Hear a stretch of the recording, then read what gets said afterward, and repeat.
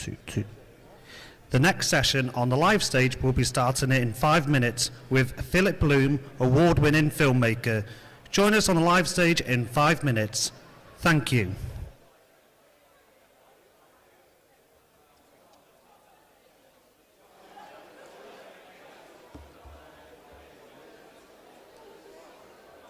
Okay, let's do a test.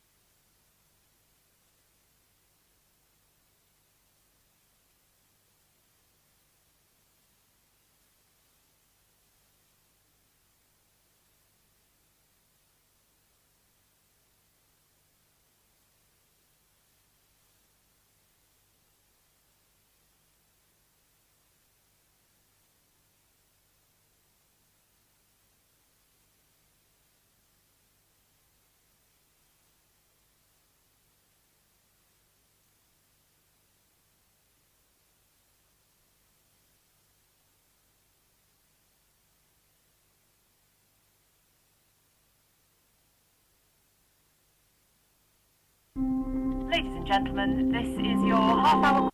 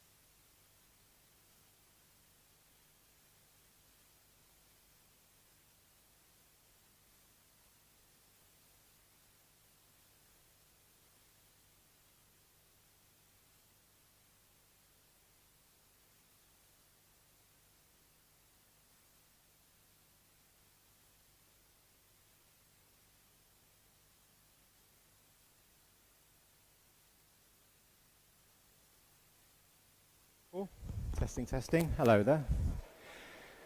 What are you doing at the back? Come closer. Don't be scared. The best seats are like in the center. You're going to get all this. No, it'll be fine. It's nice to have a private row because then you can stretch out and have a snooze halfway through. Not that I would like to do that. So hello. We'll be starting. We've got 2 minutes, haven't we? We can start. Let me just get my water out.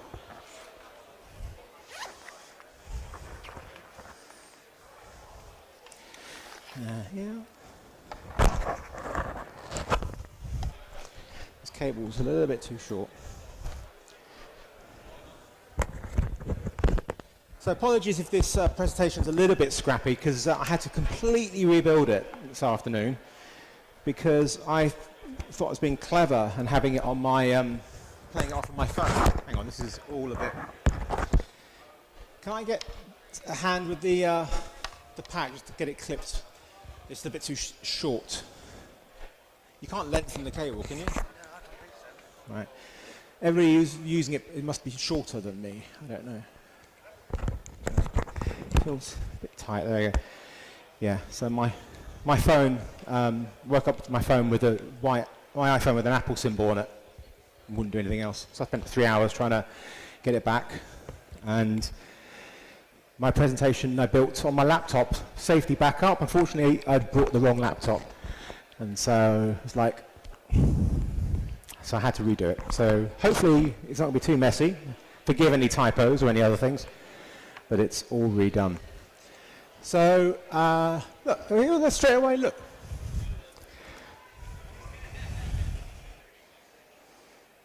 This is the worst thing about uploading videos to YouTube because you can't replace them. Typos, always typos. There is actually, I do use Adobe Premiere, and there actually is a spell checker in there. You just have to go to the graphics tab, and then you can see it on the window, and the captions tab, sorry, and then it shows you, highlights when you've got typos, because the amount of times mistakes in videos, especially my videos which are really long, and I always caption every setup and everything, but there'll be something that I've done wrong, which means I can never watch that video again because it's a glaring mistake.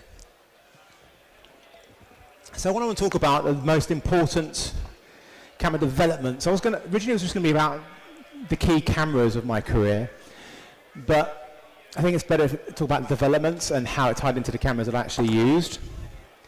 So it's a very camera heavy thing, but it should be. A lot of you will know a lot of this stuff, some of you won't. It's sort of chronological. It isn't fully chronological because there's so much crossover. So I'll be talking about one key development and talk about different cameras, and then I'll talk about another development which would have been before the last camera that I just talked about, if that makes sense. So we're going to be Chris Nolaning a bit back and forth, so it should make pretty clear sense. So I can't see anything on. I'm going to put it back onto presenter mode because all I've got is a black screen on this. Sorry, excuse me. I don't know why it's doing that. Right, let's try that again. I can see it now. Yes, there we go. And what brings me to Wales is obviously this talk, but it's thanks to Formatt Hitech. For these, I hate being a salesman. I'm not a salesman. I get embarrassed about promoting anything, but we've been working on these for a year. Bloom Gold diffusion filters, and they are the best diffusion filters I've ever used, and this is not a lie. So much I'm actually going to swear on the life of my cats. They are the best diffusion filters I've ever used, and I've used a lot. I have a lot over my freelance career, because I didn't use them prior to that, but they are so good. They lower contrast, they bloom beautifully, they give a slightly warmer texture to it, and they come in different strengths, 1/8, 1/4 1/2, and filter sizes from 67 to 82. And I think the pricing is about £135 for the 82, lower for the smaller ones. They're not available to buy just yet, because we're just getting to the last moments of finalising them, apart from about 10 or so of them, which the Camera Centre UK have from our first test run. So if you want to be the first on there. I just use them, the 8th lives on my camera. Oh, here it is here. This actually is, there's a gold, they are gold ones, and we're looking at making black ones, not black gold, but black ones as well, for people who don't want to be so blingy. But it's a lovely colour, and this has been part of the things which has taken so long, the aspects of the boxes and everything else. Anyway, I'm not saying any more about that. I did a long demonstration of it there, and I'll do a video about it when we launch formally, but I'm very happy with them. Thank you so much for letting me have my own filters. So very briefly, 17 years.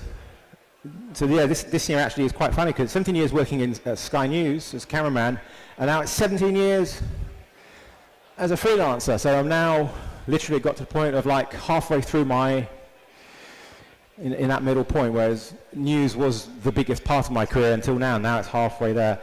And I use all sorts of cameras.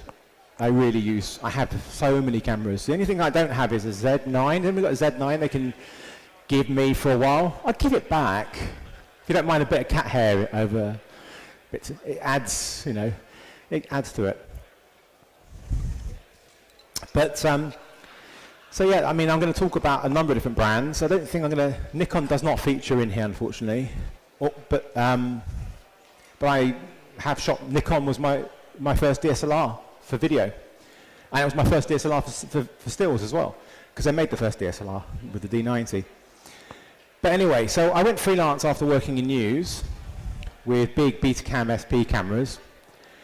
And the first camera that I bought was this HD camera from Sony, the XD cam, had a 1/2-inch sensor.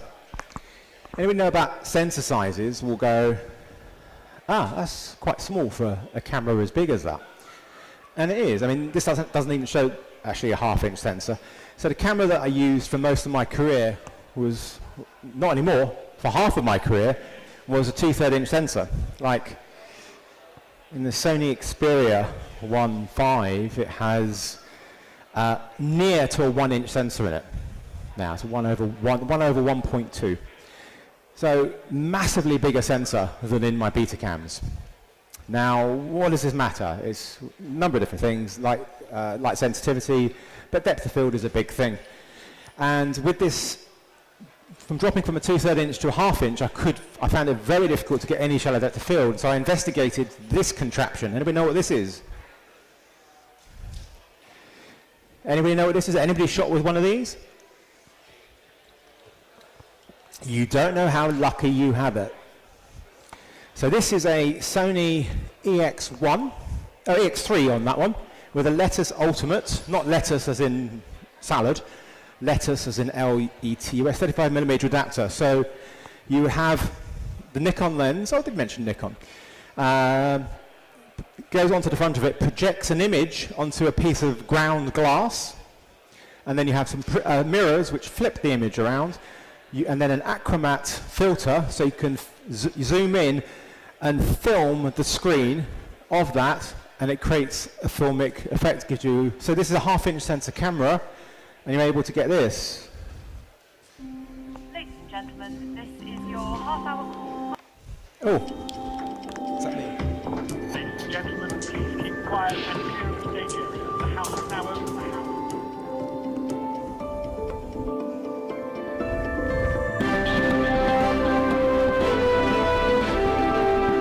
Live from the National Theatre, London, comes a groundbreaking series of events. A season of plays broadcast live via satellite in high definition and shown in cinemas around the world.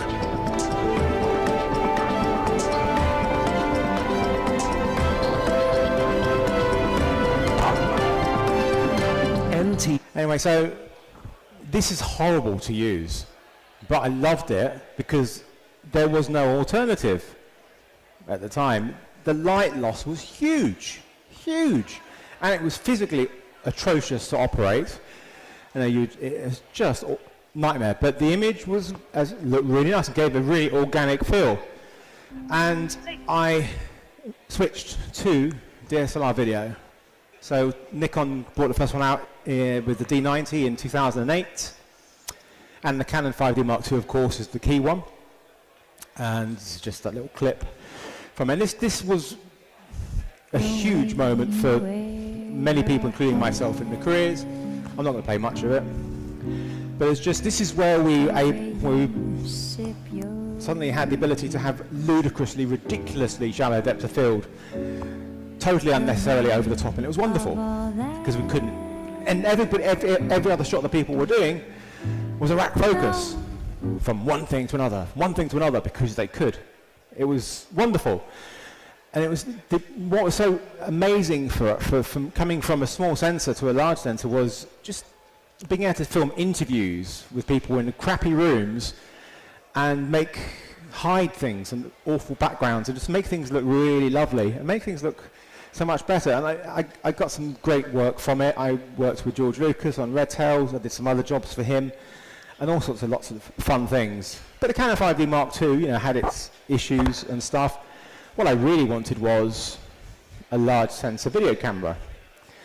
Now, it actually took until 2 years ago, technically a year and a bit ago, to actually get one which I'm really happy with. We got there eventually. So we've gone from 2008, we're now at 2010. When the Panasonic was the first one, the AF100 with a micro four thirds sensor, the Sony F3. SONT, so I told you it's going to be typos, sorry. Terrible. Sorry, I know it's a bit pointless now because you've seen it, but I hate to see it there. And the Canon C300 was a huge camera, not in the industry. It wasn't massively packed with features, but it was just a great image, great to use. It was the big camera for broadcast for many years. But so that was in 2011, going up to, and this is the FS100. I think it's a really nice camera. This shot in a dreadful codec. Who here shoots with RAW? Okay. This was shot AVC HD, 24 megabits per second. So. Well, since I was a small kid, I wanted to be tough. Oh, wrong way. It's upside down. That screen's a bit bright. In my country, that's way too bright. Have like anyway, so I'm just going to just zip through these things because, if there's any questions, just throw them out at me. I'm happy to answer at any points rather than do a formal thing at the end. So, this was a dreadful camera to use. So, anybody ever use an FS100? So many buttons on it, all of them flush along the side. So you'd need to look to see which one's shutter, because you couldn't do it by feel. It was impossible, nightmare. But it had a nice image, and I think the next one that was a huge camera for me and most people was the FS7. Now prior to this, I'd actually bought some other expensive cameras, which I'll talk about in a second, but the one prior to this in particular was the Sony F55, which is an amazing camera, which they really should have followed up with another one, but they've not. Cost me £50,000, which was stupid amount of money. The media was like $2,500 for a 64 gig card and stuff. It was a nightmare. And I was shooting this TV series for Americans called The Wonder List, and going to these really remote places on fishing boats and in deserts, and with a hugely expensive camera. And they covered it with insurance, but it just felt wrong. And so the FS7 came out. It did pretty much everything I wanted it to do. And I switched to that. So that was the Wonder List. I'll show you a little clip. I'm not showing any clips of the actual show because I didn't really like the actual series, how they cut it. But there you go. So I did my own little edits of the different things. But FS7 was a really key camera in the industry. Super 35 though, so it's not full frame, but they can come for a while. There is some sound on that. Anyway, I'm not going to display all these clips. You can see on my YouTube playing. You can see them properly. That is definitely too bright there. But I'm going to jump back in time now because this brings us to 2014. Whereas I'm going to go back to 2000 and we know when this camera was the NEX5N. It was 2010, So Sony have been doing the mirrorless for a long time, which is part of the reason why they've got, they were so advanced in the market. And when I filmed this here, I owned a Red Epic at the time, had it with me, and I chose to shoot this documentary on the NEX5N. Stupid idea, but I just wanted to see if I could do it. It overheated like every 3 or 4 minutes. It was ridiculous. But it gave me a chance to reframe, change the interview position and mess around with it. But I really liked the image, and it was really cheap. This was really my first Sony mirrorless camera.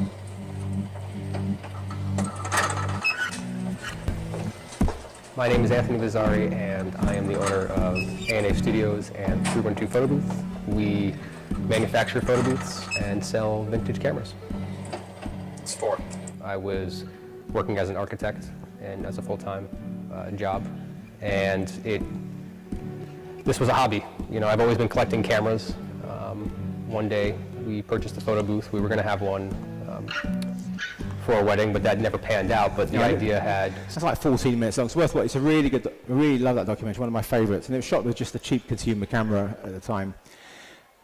And I think the A7S was the key thing for Sony when it came into video. Anybody use an A7S, the original A7S, 2014? What's the key thing about it? Low light. So it's a 4K camera, but not internally. Only if you use a Shogun at the time with it. So it was an HD camera, but what's key is the ability to shoot in ridiculous low light. And so I did a test video on Brighton Beach, which you might have seen.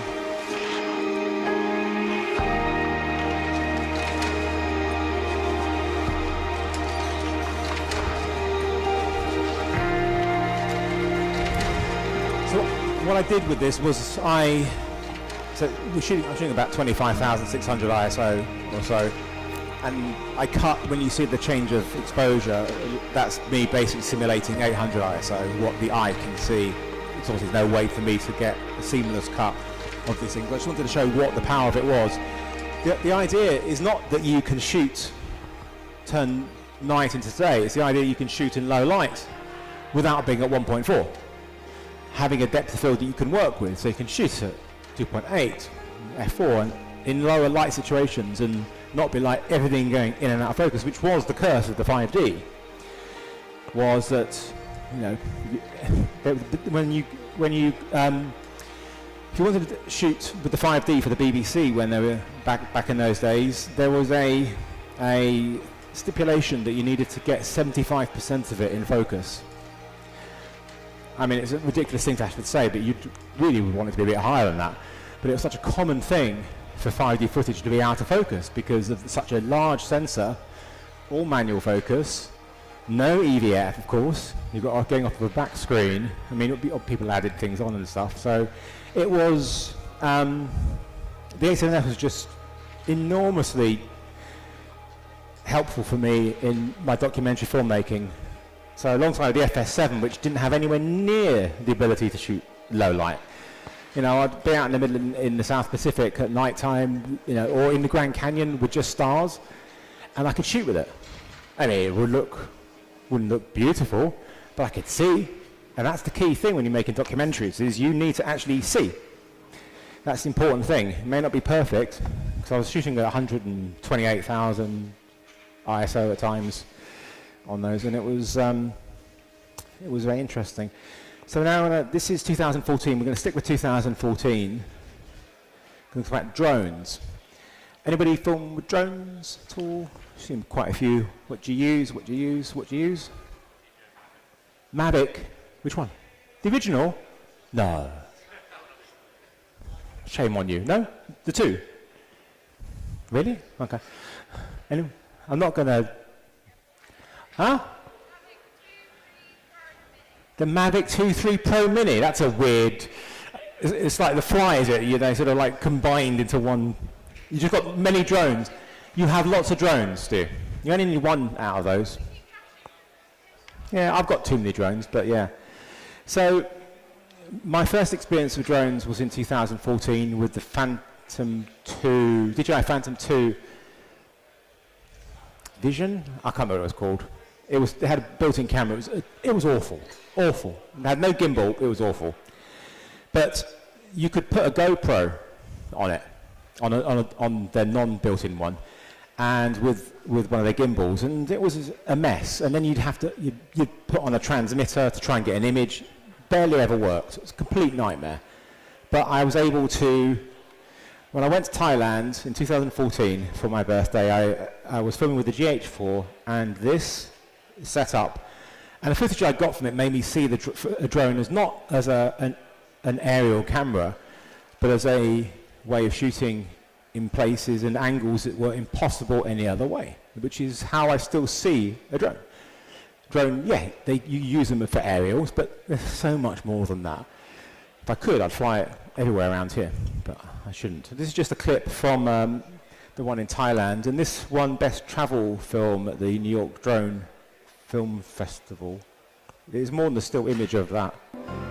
Let's play this a little clip of it.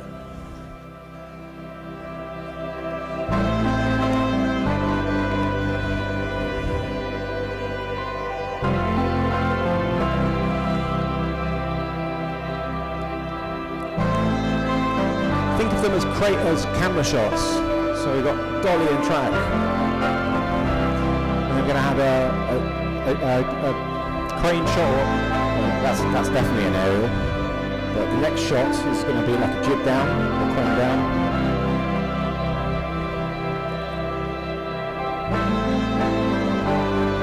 Techno crane. And I could not see what I was filming. I was behind the drone because the image was so bad off that screen. Occasional flicker of an image, if I was lucky. That's why it wasn't perfect on composition there. But I say, my movements, generally motivated, replicating traditional camera movement out of a consumer drone. I mean, this next clip is from Iceland. It's done with the Inspire 1, and it was the opening. They used the entire 45-second shot for the opening of the Iceland episode of the Wonder List, and it's one of my favorite drone shots. And it was just, we were out on this glacier in Iceland. We flew there via helicopter, ironically, and then when we got off the helicopter, I got the drone out, and then we got the presenter. I said, mate, just keep walking that way, and I'll get the shots. And when it says, when do I know to stop and come back? When you can't hear it anymore, but give me some time. Don't look around for it, because we didn't have anything smart like walkie-talkies with us, which would have been a good sense. But I love this because one of my favorite things about drones is the reveal. A shot just where you just move forward is fine, but you know the shot is like, oh, he's getting closer. Oh, there he is, getting closer to it. That's why I like shots where you pull back to reveal something, or in this shot in particular, there's a big reveal, which I really like. And it was just, literally was completely unplanned. I just thought, let's try this. And I didn't realize how it would work or not.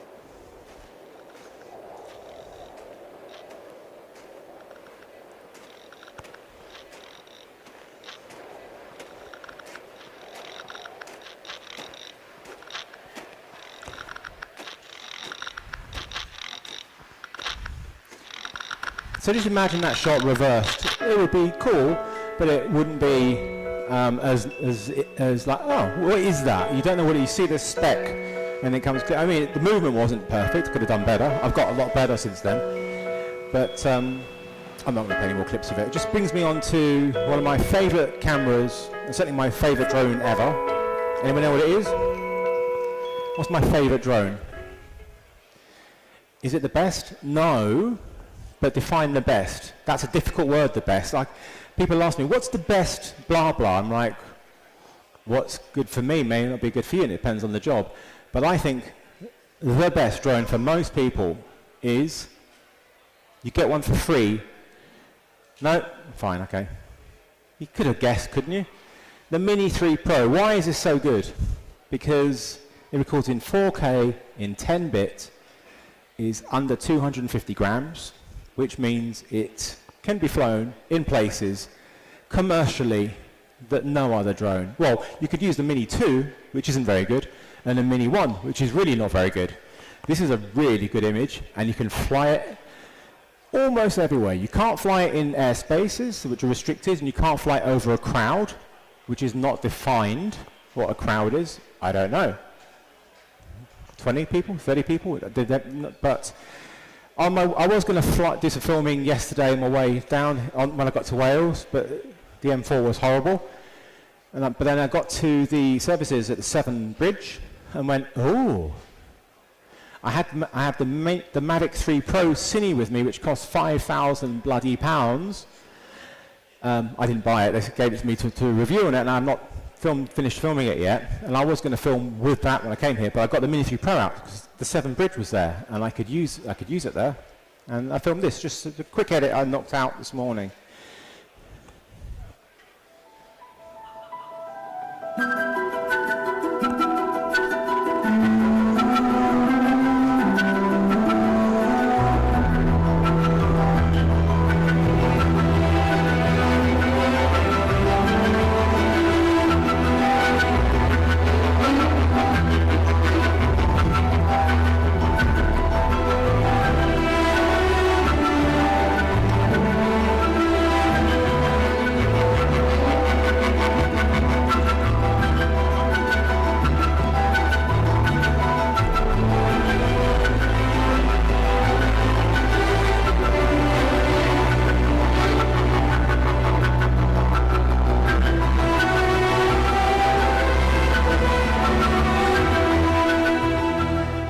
Needs a bloom gold, that image, because the highlights are, I mean, just that last shot, the reflections, the highlight roll-off is very harsh on that.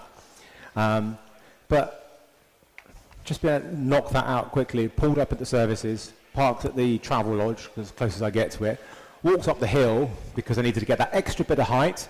So I took off initially and went over the bridge and went, can't get it all in. Need to go higher, but with a 120 meter limit, which counts from where you take off, not from, you know, the highest point you could get to. So I just had to go 30 meters higher to get a little bit higher to get the shots that I needed. Very hard to get the composition right because the transmission is good, but the reaction on the controllers was a little bit laggy. So you're trying to line up the perfect composition of getting all these lines, complicated lines correct. Like, oh, it's done, then it's like that twice. You're like, no.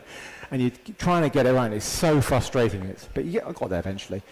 But that's the Mini 3 Pro, and it works great in wind. Not crazy wind, but it works great in wind.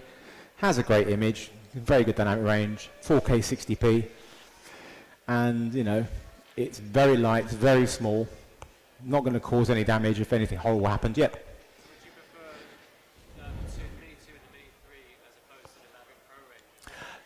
Not the Mini 2.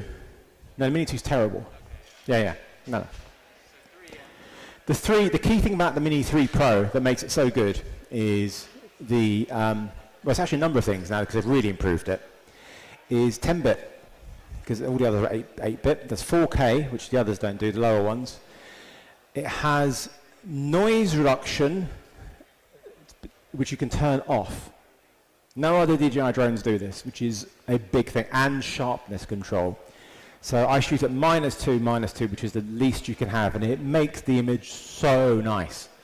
So the Mavic 3 Pro is a great drone, but the image is too sharp, and noise reduction is too much.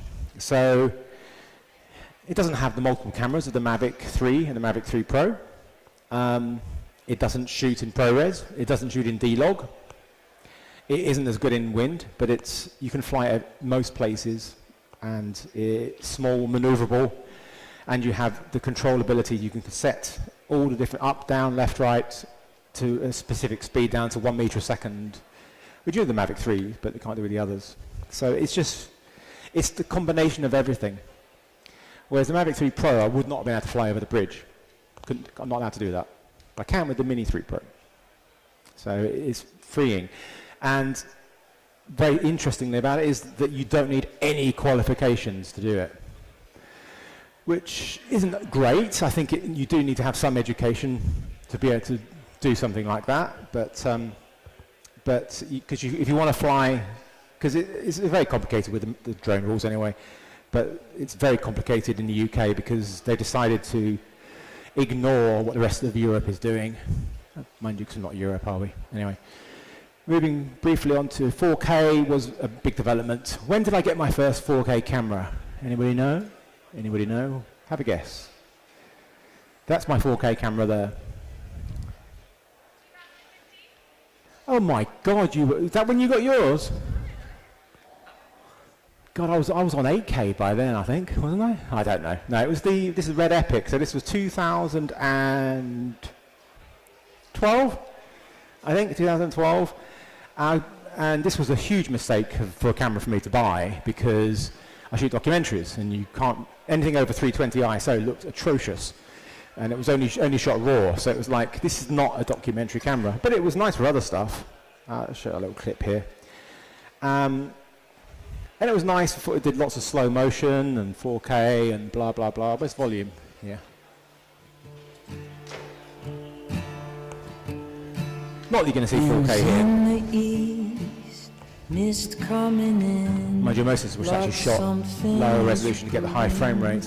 But anyway, that was the first time I shot 4K, but it was really with the 1DC, which was a stupidly overpriced camera. Cost like £12,000. And it was basically the 1DX with 4K recording, which the 1DX was like a third of the price. But the A7R2 was huge for me. This is the 1DX, this is the 1DC. You can see I just used the 4K to crop 600mm lens with a 2x extender at times as well. So I was filming Chicago from 40 miles away across the lake. I was like, what else? Because when the sun went down, what else can I film? I just randomly cut them together. That's the Sears Tower, tallest tower living in Chicago. Anyway, but this is the A7R2 on the Wonder List in Botswana, and so this is a 100-400 Canon at 400. In Super 35mm mode on the A7R2, and able to really nice shot. But you noticed that the focus went in and out slightly. Do you know why the focus went in and out slightly? Because I was looking at it and like, is it in focus? Yeah, it was. That's unfortunately the way things are. But the great thing about the A7R2 is what? What else can it do apart from shoot great video? Take photos, yay!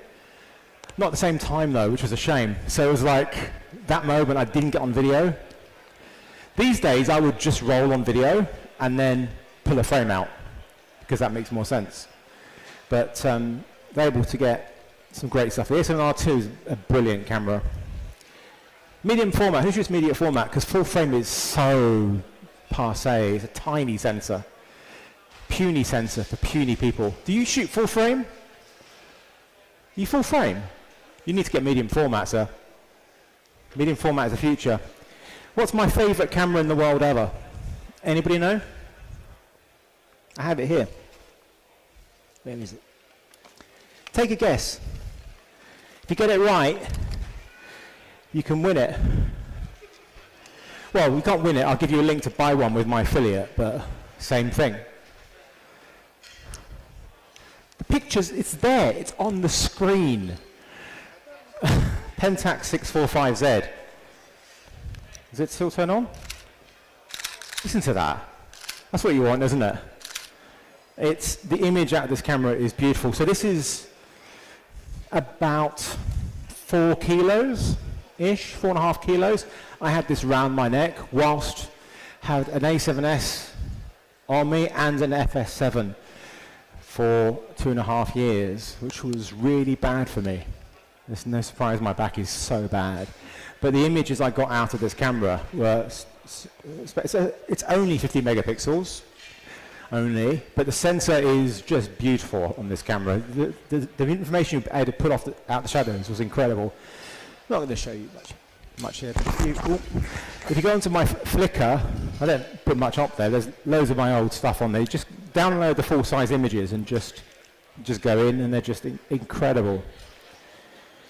Now, I did replace it with the GFX 50S, which I didn't like that much. Then I replaced it with the GFX 100. Anybody got a GFX 100? Yeah, I've got the big one though.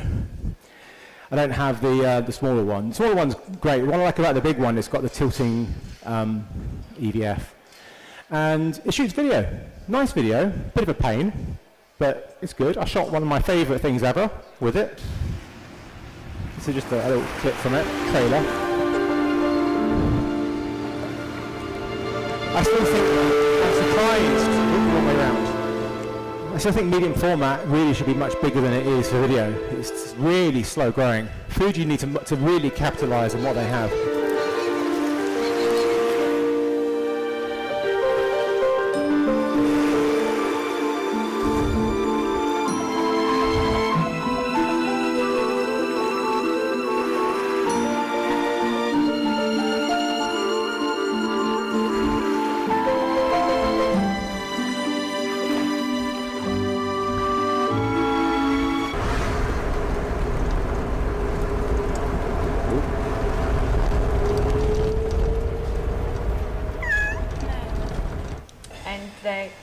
spine cord is injured. I'm not going to play it all. It's worth watching this film, Sharmalipi. It's on the YouTube. It's the best thing I've made.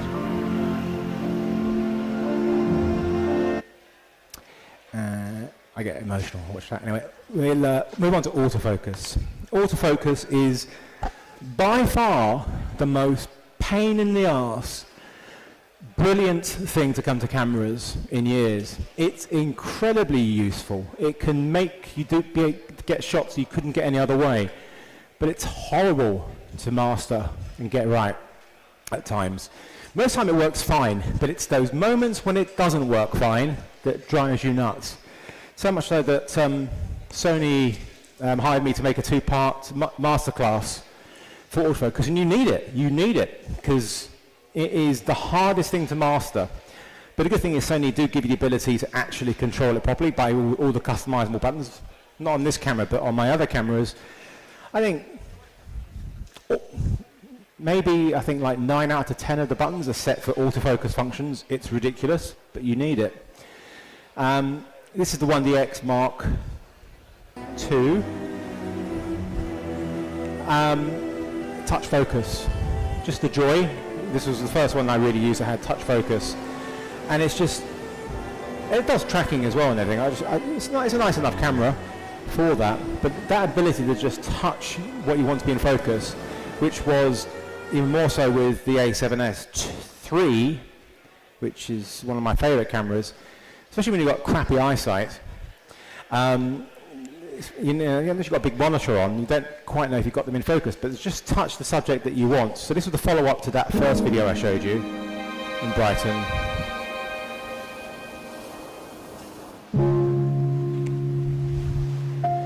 This is a great camera. Anybody got an A7S III? There you go. They basically made, this is the ZV-E1, which is got all the functions but a lot more for almost half the price. I don't know. I don't do business, I just use them. So it doesn't have an EVF, that's the killer. That's one of the killer things about it. And one of the things about this camera, I mean, it's wonderful in low light. You just got to be very careful when you're using your ISOs in S-Log, because if you hit the wrong ones, it can look really bad, really noisy, or too much noise reduction. I'm not going to play this too much. I'll be here all night if I play all my clips. But this camera, for me, is pretty close to the perfect camera. Yeah, the stills aren't, they're only 12 megapixels, but it just does everything so well. Minimal rolling shutter, 4K 120, pretty decent IBIS, small, incredible autofocus, really robust 10-bit codec. It just did it all, still does it all. It needs a few updates in firmware, probably never happen, but that's unfortunately the way things are. But I think this is still, if people ask, even though the camera is now 3 years old, which means they could well bring out another one, I don't know. I still say, this is the camera I still recommend to people to buy, even though it's 3 years old, because it is still the one that I will pick up most times. Apart from, actually, there is one other I pick up a lot, but it's a lot more money. The autofocus is just fantastic in this. I've got one of my favourite transition shots coming up. I tried to do match cuts going from day to night repeatedly in this edit.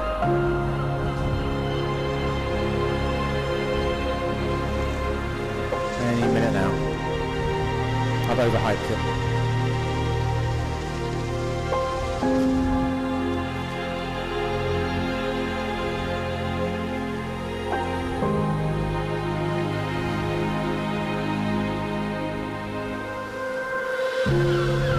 There, match cuts. I love match cuts.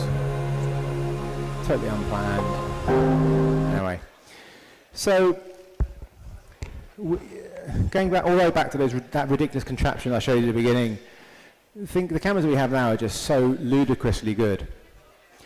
It's very hard. You're not really going to buy a bad camera these days. You can buy loads, but the ones these are the three cameras I use on a regular basis.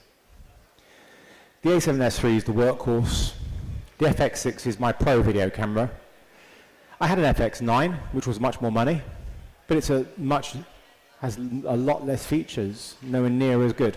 So I sold it for the cheaper camera. That's what Sony do. I don't know, they're weird. They bring out better, cheaper cameras, which is the opposite of what I think Canon would do. They bring out, better, more expensive cameras, which is what you expect. You don't, car manufacturers don't bring out a new car and say, this is twice the car as the previous model, but half the price. It doesn't make any sense, but they do that anyway. But the FX6 is a brilliant camera.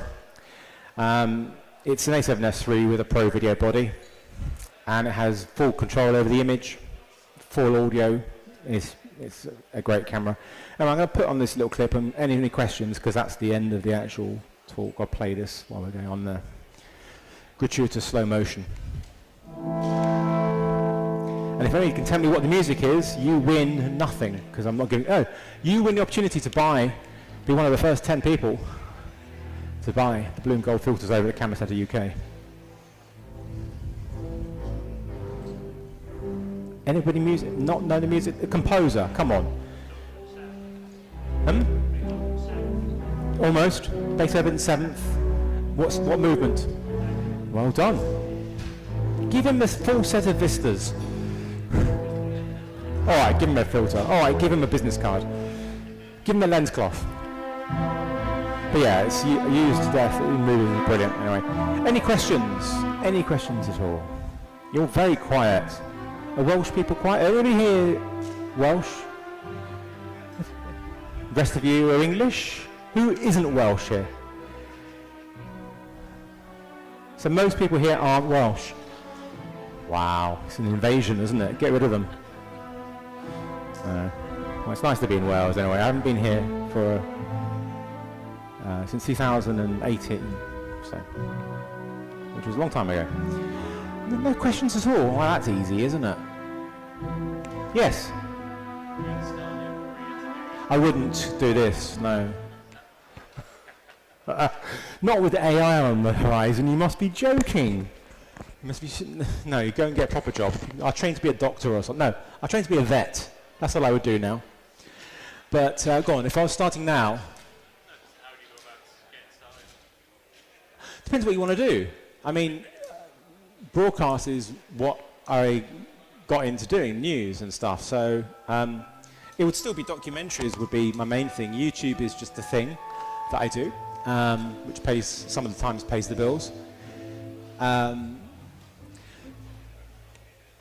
I don't, it's... When I started, I had the great path of being employed by a broadcaster and being trained, which meant I could fuck up and still have a job. And also not big time, but you know, if I gave blue images or images with no audio, they're not going to, whereas if you're a freelancer, they're just not going to hire you again. But as a staff, they go, don't do it again. Okay. Of course I did it again occasionally, but these things happen. The black and white viewfinder, what do you expect?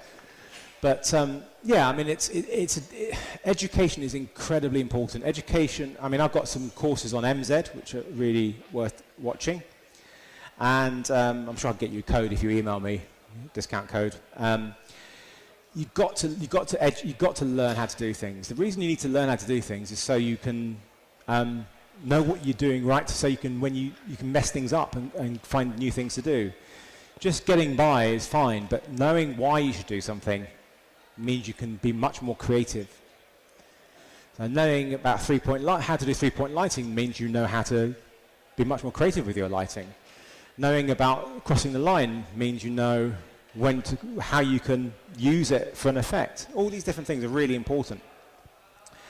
And so, I mean, yeah, but then 17 years of my career was one camera, one lens, a tripod, 3 red headlights, and that was it. Basic audio gear. So I didn't have any tricks. I didn't have shallow depth of field was possible, but you know, I'd be filming David from here with the background not there. I'd have to be further away. It could knock it out, but you know, it will be nothing close up. You could do it. I did it all the time. It was ridiculous. I'd always have my reporter just really far away as possible, just to try and knock that background out of focus. So we have it very, very, very easy now with every camera. With phones, you know, they're fine and everything, but I still believe in proper cameras, proper optics, proper lenses, proper control of your cameras.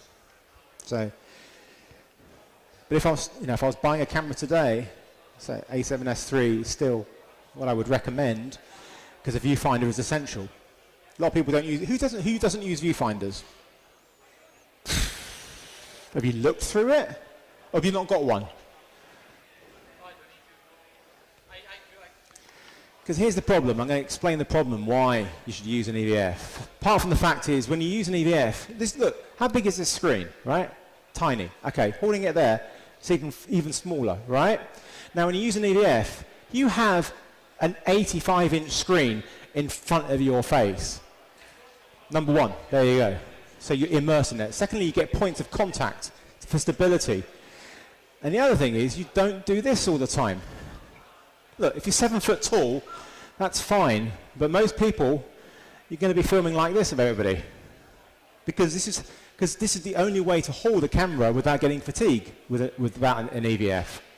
You do this, it gets tiring. So you're going to slowly sag it down until you're here. And this is why you look at all these people's videos and they're always looking up people's noses unless, let's say, they're really tall shooters. An EVF. Oh, it's so easy. They make one. They used to make them. My NEX5N, I showed you that clip from, that cheap thingy. They made an OLED EVF adapt that you could put onto the hot shoe. They made it for that. They should make it for this. It would sell. The FX6, it would work on all of them. And it was also tiltable as well. It was amazing. But yeah, I don't understand you people who don't use... If you actually have one, what camera you got? Yeah, so if you had an FX6, they made that EVF. They made the one for the RX. I've got the one for the RX1, and I mocked it up for them and showed them how it could work brilliantly. And you could just have a hot shoe extension and put it on there, and it's just brilliant. Do you use a loop or anything on there, or are you just looking at? I mean, I can't focus close up anyway because of my on tripod. Yeah, on a tripod it's okay. Yeah, an EVF. When I'm saying EVFs for tripods, not as important, but they are sometimes. I was filming in. I got a great photo of me filming in Bombay with the F55 and a 7-inch small HD monitor on it. I could not film in the crowds of people there because all they wanted to do was just look at the screen, just crowd around and look at the screen. Whereas if I had an EVF, I'm still a guy with a big camera. But they're not going to be all crowding around like, oh, then go in front of the camera. Hey, hello. Not annoying at all. So EVFs are really important, and for bright daylight and stuff. So I'm sure you get sun in Wales. Not as much as you get in London, of course. Sunniest place in the world. Nowhere better. I mean, unless apart from Greece, yeah. What's been your biggest creative mistake? Biggest creative mistake? Oh, can you make that a bit more? What do you mean by that? When you've worked on something, when you've decided that you're going to work on a project, what would you say that your worst creative mistake has been? Oh, I mean, I literally will make a mistake on everything I do. I always think, wish I'd done this, because that's, you know, once you get back and look at your footage, you always, wish. I've never, ever had an occasion where, like, oh, everything's perfect. I couldn't get any better than I am right now. No, I mean, you know, there's always, what's that? No, not really. I mean, it's, no, I don't think, because the biggest issue you have when you're shooting for broadcast and other things is when you don't have control is what you shot isn't being used how you want it to be used.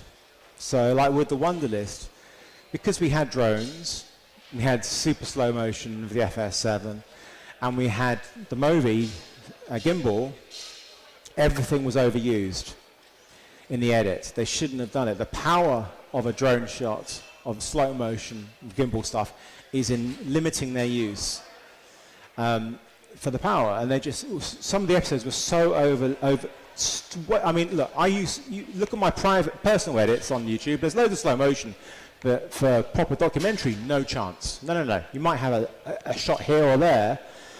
That one I was showing you in Greece with the cats, there's no slow motion in that at all, it's all 25p. No drone footage. No gimbal footage. There's handheld and there's on tripod. That's it. I keep myself quite pure as much as possible, and I will use a gimbal when it's motivated. There's a motivational use for a gimbal. I shoot handheld when there's appropriate use for handheld, and I use a drone to give me those shots, those angles that I couldn't get any other way. So it should never be when you're shooting is, oh, how can I use my drone here? No. That's not how you think about it. You just think about what you need to film and go, actually, the drone would make this much better. Okay? Never look for a way to use the gear that you've got. Think of the shots, and then if you've got the gear, then great. That's the great thing about the Mini 2 Pro. It's so small, you can always have it with you and just get it set up within a couple of minutes and get that shot done. But you can shoot shallow depth of field with it, and I've done it. If you look at my last video, I do lots of piece of cameras of myself talking with the drone videos. It's flying right there, and because I want to get it shallow depth of field, so it's like set to 30 centimeters, the only way you can get a shallow background, which is not very safe. But you can do it, it's possible.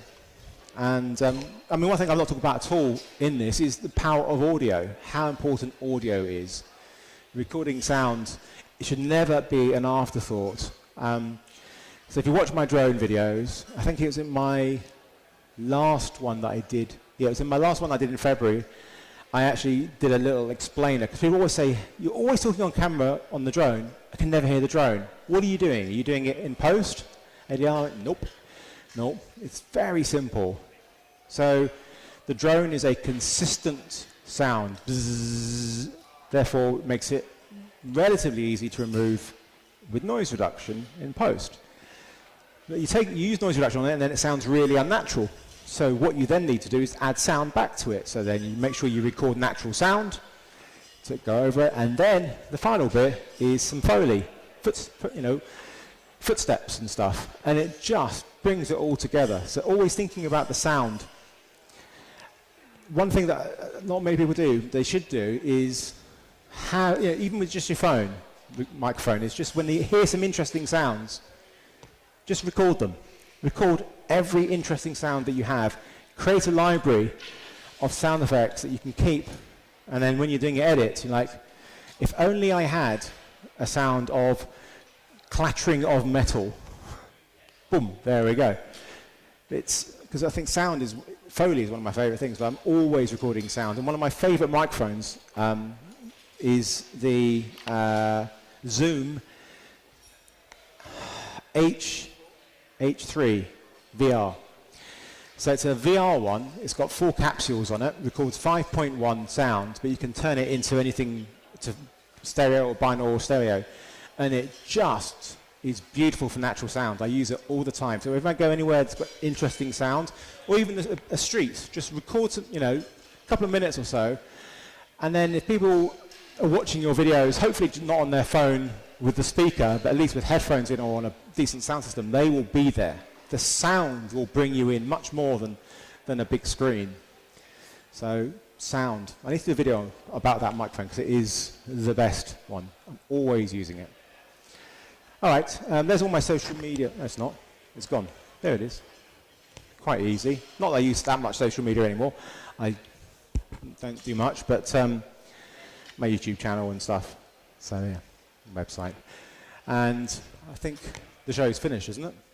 Is it over? Yeah, thank you.